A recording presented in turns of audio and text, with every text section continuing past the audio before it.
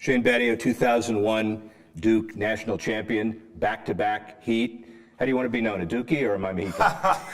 I'd like to be known as just a guy who helped his team win a few rings. That is very political. That is appropriate and very political. But here's what somebody said about you. You were the no stats all-star. I don't quite know what that means, but I guess it's teamwork and I guess it's being successful everywhere you've been. Is that a persona that you kind of emulate? I'm very proud. I'm very proud of my career. Yeah. I'm very proud of my ability to impact my teams and make them better. It was never about stats for me. Yeah. I played for some fantastic coaches and started with my dad in Birmingham Little League, and he always told me, look, if your team is successful, you'll be recognized. All right, it doesn't work the other way around. And so. Yeah, by the way, sorry to interrupt, but dads say that all the time. Yeah. Kids very rarely listen to that. By the way. My dad was a wise man, a man of very few words. When he spoke, I listened. You listened. And so for me, it's about what can I do to help my team? Yeah. What can I do to win this game? And when you start an NBA career, obviously you're very positive about your own abilities, but does somebody in your position project a 13-year NBA career and plan it around us financially? Or do you say, just get through the first year? You're just trying to survive. Yeah. I was blessed to have a 13-year career. My only goal when I came into the NBA was to play 10 years and to walk away before they kicked me out. Yeah. You did both. And I did both. Yeah. 13 years, and I walked away healthy before they showed me to the door. So really, really blessed. But it really is year to year. It's about survival and staying in as long as you can. Well, year to year, 6 in Memphis? I had 5 years in Memphis. 5 Memphis, 3 Houston, Yep. and those memorable back-to-backs with the Heat. Yes. So you basically, when you got to Memphis, they had just moved from Vancouver, Yeah. so you were kind of the face of mobility and the face of transition and stability of mobility. Well, you have to understand, when I left Duke, I was the all-time winningest college basketball player of all Ever. time. Yeah. Ever. All right? I go to the Memphis Grizzlies, who at the time had just moved from Vancouver. They had the lowest winning percentage of the 4 North American sports, all time. Yeah. So literally, I went from the best to the worst. How do you deal with that? It took a lot of patience. I lost more games by Thanksgiving than I did in 4 years at Duke.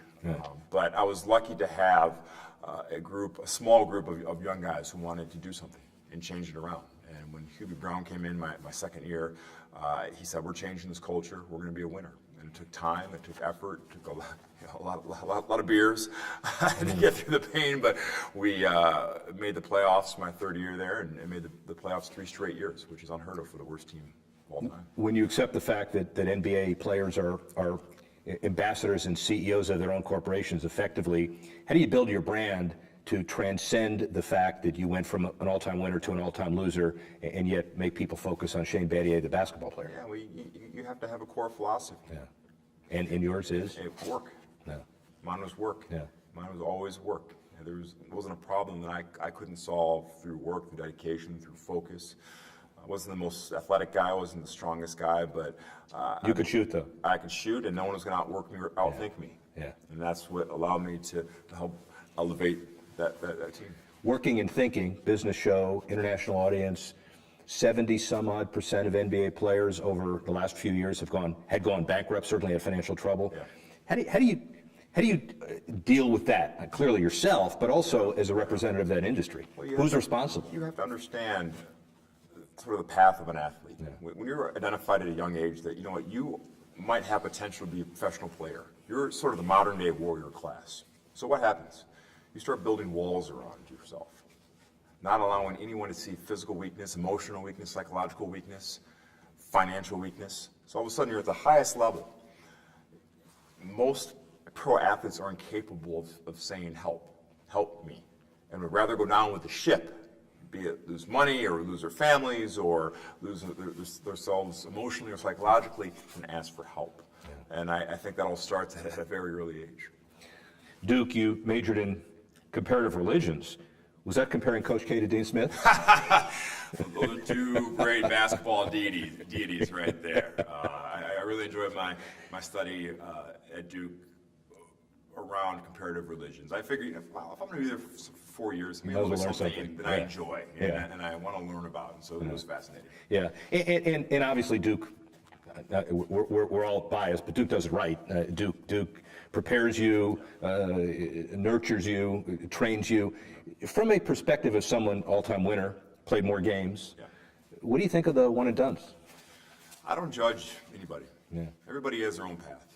All right? There's no right way or wrong way to complete your journey. You know, for me, I wasn't good enough to go to the pros early, but I enjoyed college. I enjoyed being a college senior. I enjoyed being a man on campus and learning.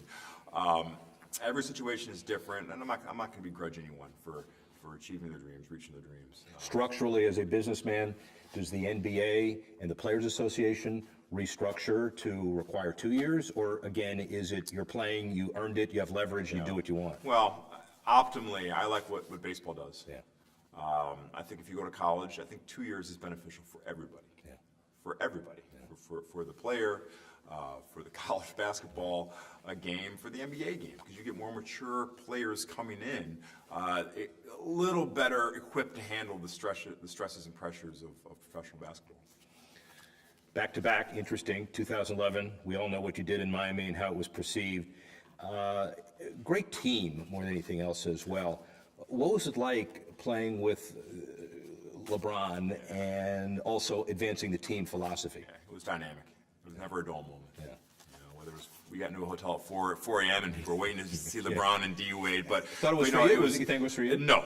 There were some grandmas there to see me, but you know, it was such an amazing team atmosphere. There was a true love and a true care for each other, and you know, you have to have talent to win big, but talent alone doesn't win you big. You have to have culture, you have to have love, you have to have caring, and a shared responsibility and sacrifice. And that's what was special about those Miami Heat teams. Conscious business brand building effort to have tent poles of a Duke championship and 2 back-to-backs and sustain your brand in the middle.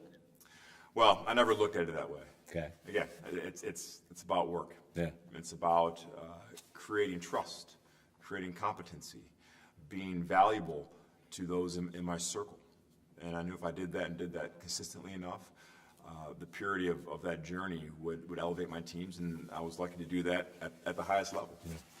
Tell me about the Battier Take Charge Foundation. Yeah, well, I live by a very simple motto: do well, do good. I've had a lot of blessings in my life. I've done extremely well in my basketball life and off-the-court life, but it's hollow if I can't help others. And so I feel very strongly about the power of education, and it's my duty, my responsibility, to be able to unlock others' potentials through higher education. So that's the cause, and I'm passionate about helping people reach their dreams through education. Rumor has it you were pegged to succeed Carl Levin, the Michigan senator, after his 2013 retirement. And whether you were called or not is not relevant to this question. Why not politics? I have a few things on my bucket list before I even consider that. I climbed Machu Picchu earlier this year. I want to become, Politics is harder. Much harder. I want to become like a 5 or 6 handicap golfer. Much harder. And I want to be a dad, most importantly. I want to coach my kids. And so when all that's done, who knows where I'll end up. Well, certainly the mountain climbing and the golfing, that's relatively easy compared to dealing with the discourse that people notice with politics.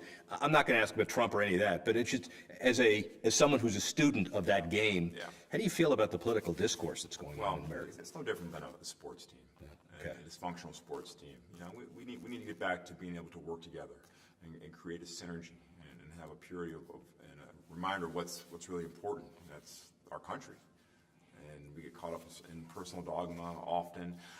We lose sight of what's really important. And government exists to help the people, to help govern the country in the most efficient way possible. And that's what I would like to see a return to.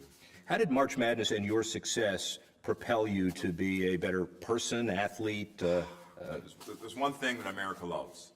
It's a one-and-done situation. They love the pressure. When all the marbles are on the table, you better produce or you're going home. And the pressure of March, nothing like it. Nothing like it. Knowing if I had a bad game, we might be watching the rest of the tournament at home. So once I got to the NBA, I said, look, I've played in games that have much higher stakes than Tuesday night in Milwaukee.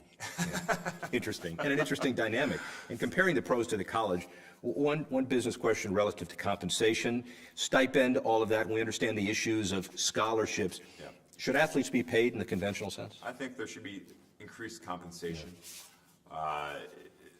The money is really funny. You know, what I would love, what I propose, if we're really about education, let's offer our athletes a chance to achieve any graduate degree, master's, business, doctorate degree, if they play a varsity sport. Then all of a sudden, the kids are getting rewarded for their service to the school, and that's the most meaningful way to help these kids. Wish you could implement the plan. Do we see it closer now to reality as far as the Power 5 conferences leveraging the rest of them to get something like that done? We're inching. We're inching. I think the awareness of the general population of the money that the NCAA makes is really mind-boggling. And so there's more of a fervor to, hey, we don't know what we need to do, but we need to do something to make this more equitable. Emil Jefferson, medical redshirt. This kid Giles looks like a great recruit. Plumlee's gone, but you got a great freshman team. Grayson Allen looks great. Yeah. This year, we're probably not going to run it before the Final Four. So let's forget about this year. Long term looks pretty good, though, right? Well, look, you have Coach K. You always have a shot. Yeah. He's as good as he ever was, and his energy for a 7-year-old is amazing. Yeah. And they're banged up, a little short this year. Never count them on next year. Yeah. You have to give back one, the 2001 Duke championship or both Heat championships. Oh, No, I can't answer that, right? Well, go ahead. You know what? Championships are like the kids. All right? You don't love one more than the other. You love them differently. Yeah, very good. On that note, man, I really appreciate it. All right. Thank you very much. Thank you. Awesome.